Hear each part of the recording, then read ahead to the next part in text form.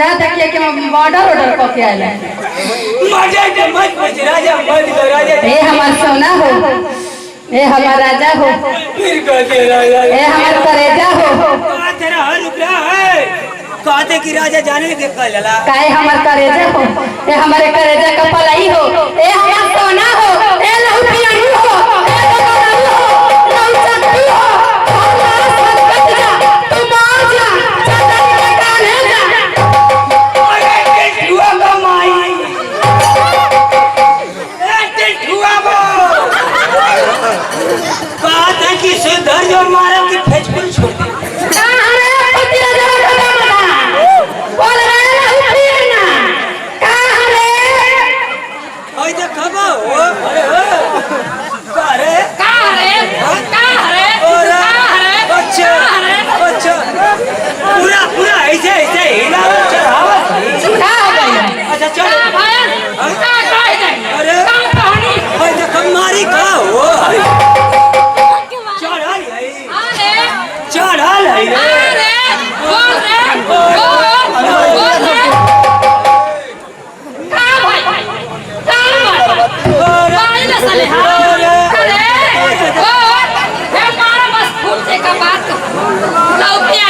दिन भर पी पी आवत हो नगारा कइले हवा होट मुहवा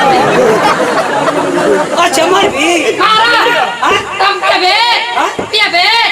पिया बे हां आ कब पिया नहीं है रे करे कब पिया नहीं है रे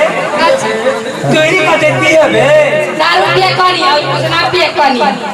अच्छा दारू पिया कली आ कौन बतौला सरे भाड़ुआ काम पिया है दारू ए तरह बे हे तो दैया रहल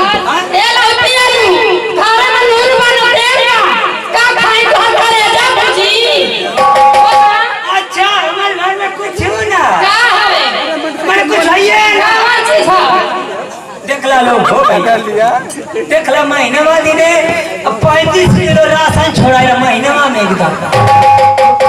कोरोना भइल ना दो दो तीन तीन हरा मिनट रहा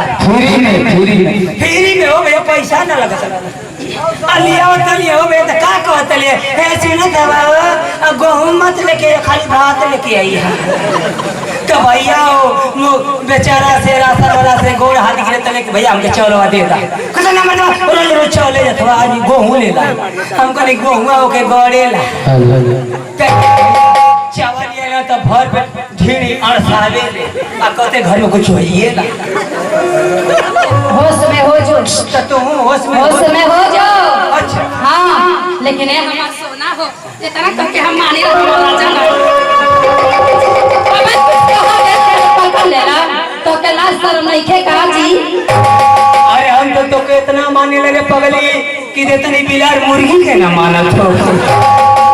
सही अरे ए हमार सोना हो तहरा से एक बात कहता नहीं हम तो का बात है कहता नहीं कि बतावा हे त रहबा त घर द्वार कैसे चली नहीं अच्छा घर खराब तो करो हाय घर खराब नहीं खे हाई जगह ते कौन डिजाइन करो ले आई ये पेंटिंग पीओपी मरवल है का तता का बुझत है अरे ऊपर से प्लास्टिक लेने के चुई ना सही तब का बुझत है अच्छा ए हमारे घर बहिन आई है मिल रहा अरे कौन है कहां दिख रही है देखता भैया जानी भाई का काहे जीजाजी कसरा गोल लगलू है अब वही तो पूछे जाता नहीं कि गोड़ा लागे कि नमस्कार करी पहले ला के तो पूछ पहले ही तू तो चिया देना तो हम नहीं खुश हो अच्छा सोचो लोग की कटी है अच्छा आजकल के जीवन का भरोसा बा अरे पागल हम ना है हम काटे वाला ना है हम चाटे वाला है तोर माटी लगा एवन कनिया का हो अरे भगवान तू हमारा है जेबे कोइला अच्छा एक बार से तो यो मलकिनी है मलकिनिया कोइला बोहिन अच्छा कोइला ए साड़ी मार ए साड़ी सुना हेनी आवा बहुत छोट रही तो तुम देखा ली सही आज तो बड़ा गड़गड़ा गई हो ठीक है सॉरी बोहिन के लगा अरे भाई के हो नियर लगा जवाल हो तो निके लगत हो ऐसन बात ना है सही मगर सुना का हो और समाचार बताओ कोई बढ़िया है ना? ठीक है सब अपने सुनावा। हमार तो ठीक हो। तू जानते हो तुम्हारे बहन बहुत बेकार है। तो रात दिन तू पिया बहुत केहू बेकार हो जाई। ओकरिए से बात करे जब पत्थर फके बा हम तो साझे बिहाने भाग जाई। अच्छा ठीक है एमएल के ए सही बात है ना? अच्छा ये बतावा का कहीं तो के